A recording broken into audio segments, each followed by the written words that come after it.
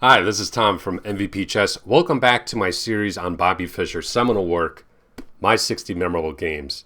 In this video, we'll be analyzing Game 3 that Fischer played versus Petrosian in 1958 Portoroz.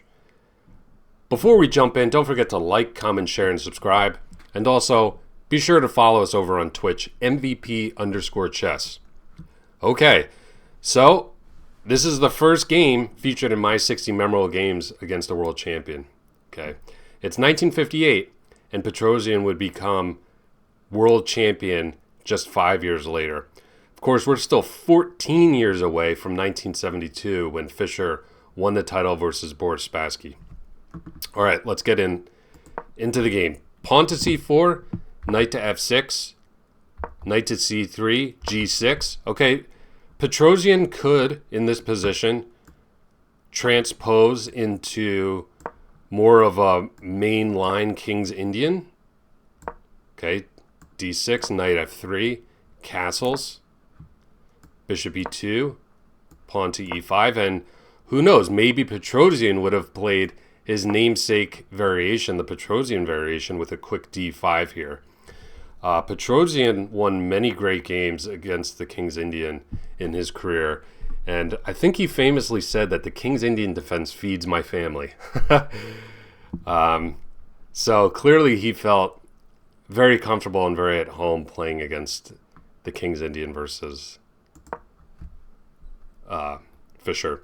But instead we have kind of an English King's Indian hybrid.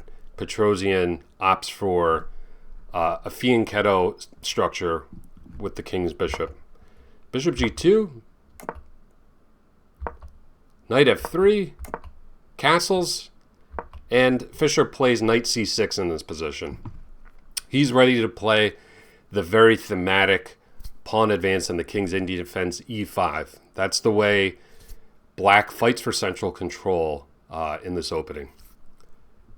But Petrosian holds back. He plays d3, so he really has gone in for more of a pure English structure. He's not putting the pawn on d4 just yet.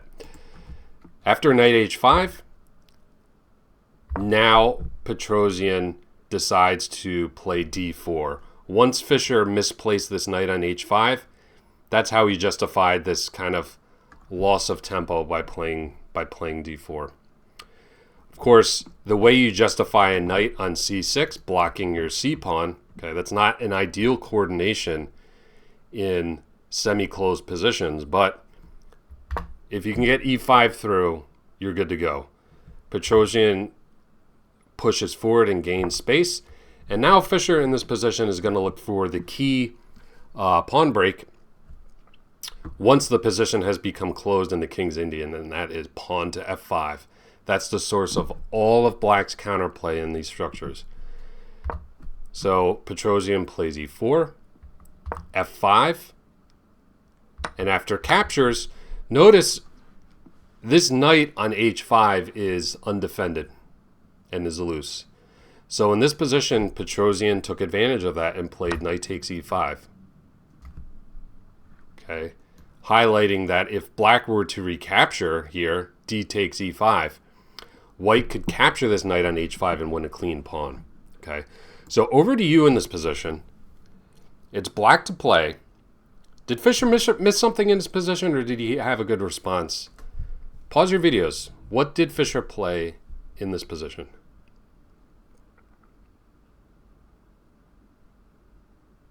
Okay, so Fischer uncorked a nice desperado tactic, okay, which is a good theme to know when you have a piece that's doomed to be captured. Sacrifice it to restore material balance and gain time on this rook. So in doing this, Fischer was able to keep the material balance.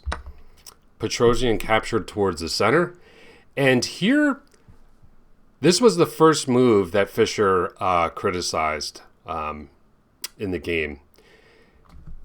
The best way forward is to capture with the pawn. Okay, this gives Black more central control. Black also has a more fluid pawn center where, maybe in certain circumstances you could play e4 or maybe you could play f4. Okay.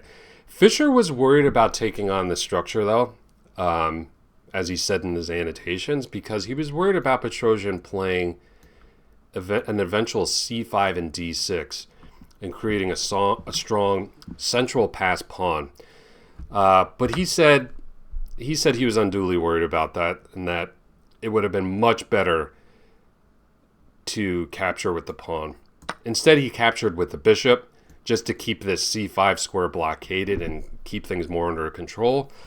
But this just allowed Petrosian to expand with f4. Okay. Notice now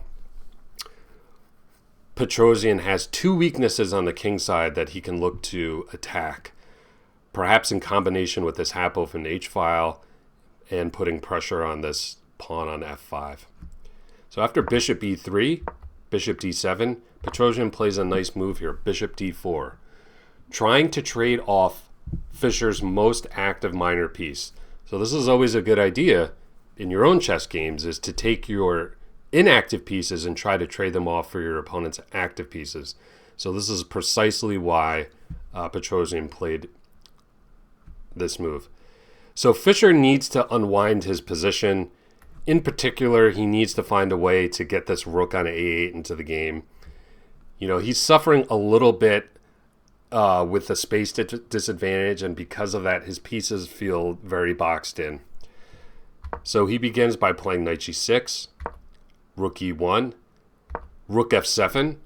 Okay, this funky looking rook move, I think the idea is to free the f8 square for the queen so that Fischer can bring this rook into the game on the e-file. It's just a better way to coordinate his pieces and try to mitigate this space disadvantage. And here Petrosian plays a great move. And you're probably thinking to yourself, what are you talking about? Like, what did that even do? Petrosian knows long-term that Black would love to be able to take this h-pawn, which is weak, on a half-open file, and play an eventual h5, h4. Liquidate this weakness, and then maybe also create a target on f4. Okay? That's a long ways away from coming to fruition, but Petrosian immediately shuts it down. Okay, and this can be really demoralizing if you're on the receiving end of this, when your opponent is just finding really good prophylactic moves and shutting down all sources of counterplay in your position. And Petrosian was arguably the best to have ever done this. Queen f8, okay, Fischer preparing to bring the rook in. We have a capture. Petrosian exchanges off those dark square bishops to bring the queen to a really nice centralized square on d4.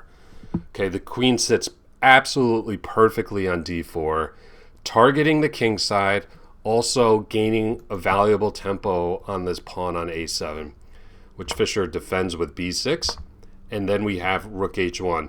So Petrosian setting up really nice play on both sides of the board.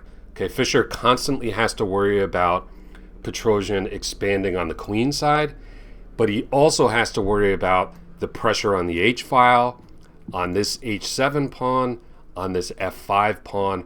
Really a very difficult position for Black. And remember, at just 14 years old, I think Petrosian was trying to maybe exploit Fischer's inexperience and maybe his impatience, but Fischer did a really good job in this game keeping his composure. So he played a5, good move. Okay, Fischer expands and also thinks prophylactically about White's plans. He wants to prevent, you know, a quick b4, a4, and maybe c5 expanding on the king side. And after knight d1, Fischer gave a really great note in the annotations here. He said that this was the first time the entire game that he felt like he could take a breath. I think before this, he could just feel like a boa constrictor, just Petrosian tightening the position and just sucking all of the counterplay and not giving him any active plans. So I thought that was a really interesting comment by Fischer, a very honest annotation. And I think it really shows how much Fischer was in awe of Petrosian and how much he respected him as a player. And I'm sure he knew at this time that Petrosian was destined to become a world champion. So I thought that was just a great sign of respect and honesty from Fischer in the annotations there. Okay, queen f8, knight e3. White is starting to pile up on this weak pawn on f5. So Fischer brings the rook over to try to defend. b3. Okay, here we go. So Petrosian's not rushing. Okay, and he was a master of many things, including the art of doing nothing. So when you have your opponent in a bind like this, where they have no counterplay, and you have play on both sides of the board, very often it's a good idea to just make a simple improving move in your position. Okay, just imagine you're playing tennis and you're just volleying the ball back to your opponent and say, okay, it's your move. Chances are they'll hold the balance, but eventually you keep doing that, they're going to make some sort of mistake and weaken their position. And that's what Petrosian is trying to provoke from his young opponent. Fischer makes a good move in this position, queen g7, challenging this active queen on the d4 post. Petrosian could avoid the exchange of queens, but he doesn't really want to cede this important diagonal to Fischer. So he simply exchanges, and then a3. Okay, there's another little improving move. Now Fischer has to be hyper alert, okay? He needs to be laser focused to defend all of these threats on the king side, okay, namely what's going on in the half-open h file, the h7 pawn, also this weak f5 pawn, but then he also has to be mindful about the position opening up on the queen side, okay? Notice Petrosian's rook is in a very active position and is able to quickly pivot between both sides of the board, whereas Fischer's rook on f7 is less mobile. So that's another thing he has to worry about, and I think that's why in this position he played rook f8. He realized, I need my rook to be as agile as Petrosian's. If he decides to shift his focus to the queen side, I need to be able to fight for the control over the a file too. Bishop e2, Petrosian begins rerouting his piece. He's going to target this f5 pawn and try to tie Fischer down. So Fischer prophylactically defends that. Bishop d3. Okay, here's the pressure. And then pawn to h6. So I think this move was designed as prophylaxis against Petrosian's invasion with the rook. Okay, he was anticipating this move rook h5 and wanted to prevent a check on g5. So in comes Petrosian. And in this position, Fischer sets a nice trap for his opponent. Of course, Petrosian does not fall for it. In this position, he plays rook h2. Good move. But let's just look at what would happen in this position if Petrosian had captured this pawn. Knight takes f5, check. Knight takes f5, rook takes f5. Over to you in this position. What tactical idea did Fischer notice in this position that would have won him an exchange or maybe even a piece, depending on how Petrosian responded? Pause your videos. Try to find the best move in this position. So you'll notice that this rook on the 5th rank is very short of squares. Okay, so all Fischer would need to do in this position is to avoid the exchange of rooks. Now, black is threatening bishop g6, skewering the bishop. So if white's not careful here, if white advances, pawn to b4, you could have an exchange and then Fischer just winning a clean piece here. Or the exchange. So that was the idea that Fischer had. That was a trap that he laid for his opponent. But Petrosian found it and played rook h2. And that can be really demoralizing. I've been on the receiving end of this where you're playing a position where you don't have a lot of counterplay, but here comes a moment where your opponent can step wrong. You find a nice trap. You lay it for them, and then they just kind of sniff it out and retreat. it can be really demoralizing. It's like, what do I need to do in this position to win, or to at least get any sort of counterplay? So in this position, we have bishop d7. Fischer wants to defend this f5 pawn so that he has mobility with this rook. Okay, it's really important after rook h1 that Fischer's able to bring the rook to the king side and quickly over to the queen side, depending on how Petrosian sets up. Okay. And in this position, we have knight c2. And I love the comment that Fischer makes in this position. He says something to the effect that just when I thought Petrosian's position couldn't get any better, he found a way to improve it. And he did it time and time again in this position. Okay, so Fischer did a good job defending this weakness on f5, so then Petrosian pivots. And now he's planning on bringing the knight to this active square on d4, where it's looking at all of these potential weaknesses in black's position. So we have king to f6, adding another defender to f5, knight d4, and king g7, bishop e2, and Fischer really criticized his next move. He played knight g8, and this is exactly what can happen to you in this type of position. Fischer lets his guard down for just a second. So what's the big deal about knight g8? Seems like Fischer is maybe just shuffling the pieces around, or better yet, maybe looking to eyeball some of these weak squares like g4 and e4. The problem with bringing the knight to g8, and we foreshadowed this, and we've been talking about the importance of having this rook being in an agile position where it can transfer from the king side to the queen side at a moment's notice. Now it can't. Now it's blocked. So Petrosian seizes his opportunity. Boom. Plays b4. Now is the correct time for white to proceed on the queen side, where black's made an inaccuracy by blocking in the rook. So Fischer quickly tries to correct it, knight f6, to be able to get the rook over. Bishop d3. A takes b4, A takes b4, and after king g6, boom. Petrosian claims the open A file for himself. Okay, so this has been a big part of his plan all along, combining threats on both sides of the board to try to provoke his opponent into a mistake and then capitalize on it. So he's achieved this. Now he's got control over the only open file on the board and is going to look to penetrate with his rook.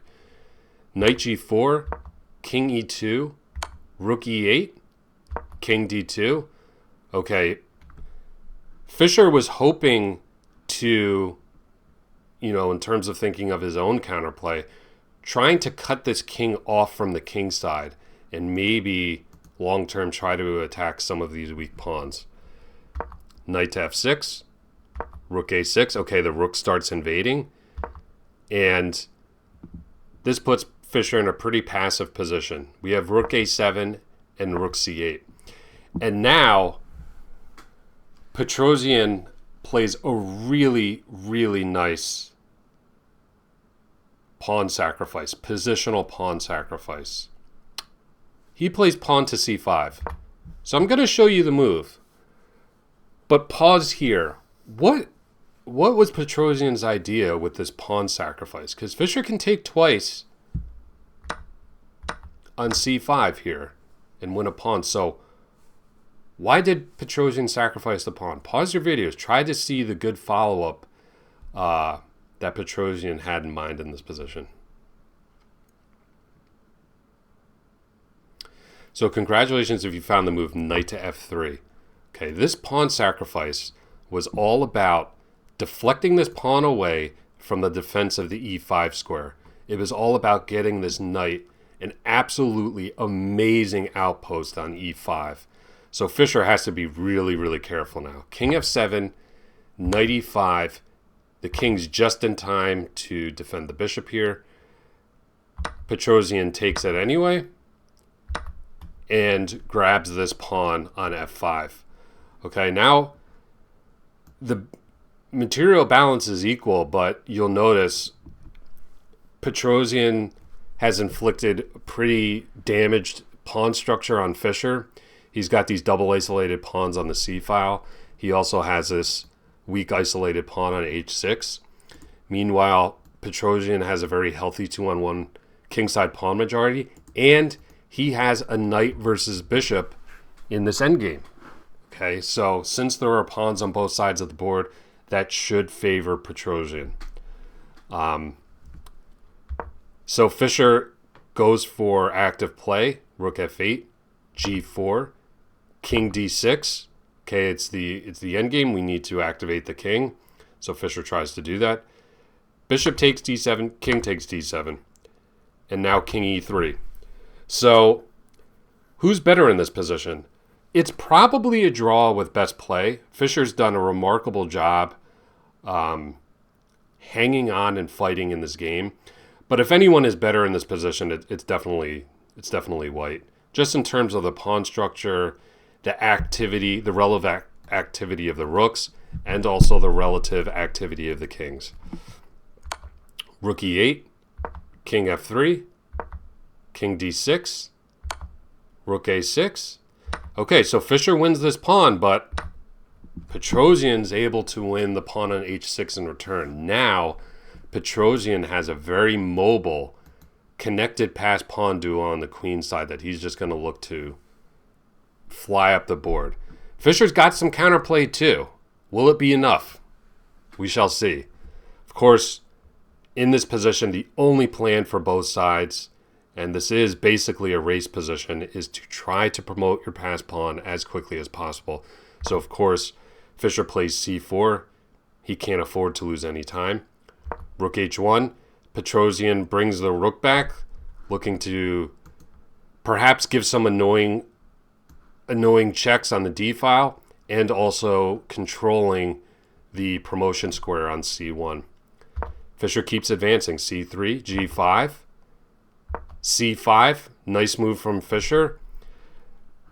This pawn is actually very useful in this endgame, because what it does is gives Fischer's king cover from potential rear checks by this rook. So this gives the black king some nice cover to be able to advance down the board and try to escort this pass pawn. So we have rook d1, king c4. Just as I mentioned, the king is nice and snug here. g6. Okay, it's getting pretty tight here. Who's going to win this race? c2, rook c1, king to d3. It looks like miraculously in this position that Fischer is going to win. After king d2, Fischer's going to be able to win Petrosian's rook. Petrosian keeps playing, keep pushing the pass pawn to f5. Rook g8. Nice move by Fischer. Okay. This really buys him some time and forces this king to come up, because if you play f6, you can capture the g-pawn, and if this g-pawn advances, of course, you can just capture it. So this really renders, this move, rook g8, renders this pass pawn duo immobile. So that's why Petrosian has to play king f4. So nice, accurate move from Fischer there. King d2. Okay. What did Petrosian play in this position? Did he resign? Pause your videos. How would you evaluate this position?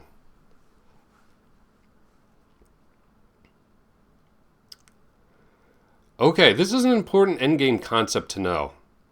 Fischer is going to win Petrosian's rook, but in doing so, Petrosian has forced Fischer's king a long way away from the action. Okay, Petrosian has connected pass pawns that have advanced beyond the 5th rank, and these will defeat the rook. Okay, so Petrosian realizes this and knows that Fischer in turn is going to have to give up his own rook. So that's why he felt confident about just taking on c2 with the rook and pushing his pass pawns And after pawn to f7, the players agreed to a draw. Fischer notes in the game, which was really interesting, that I forget after which move he mentioned it. I think it may have been after c3. He extended his hand and offered the draw to Petrosian, but said in the book that he was mortified that he did that was actually incredibly poor chess etiquette. And I happen to agree with him. It wasn't, the way this game transpired, it was not Fischer's draw to offer. It was Petrosian's. I mean, Petrosian controlled this game from start to finish, really. Fischer managed to hold on by, a few inaccuracies in the rook and pawn ending by Petrosian, but also some really nice moves by Fischer, such as that move rook g8, paralyzing Petrosian's passed pawns. But that was really Petrosian's draw to offer. So I thought it was interesting that he included that note. And I think the reason he did that, though, was, again, we talked about it before, was just how much respect and admiration Fischer had for Petrosian. So I hope you enjoyed Game 3. Don't forget to subscribe and turn on your notifications. You're not going to want to miss future installments. I'll see you next time for game number 4. Thanks so much for watching. Take care.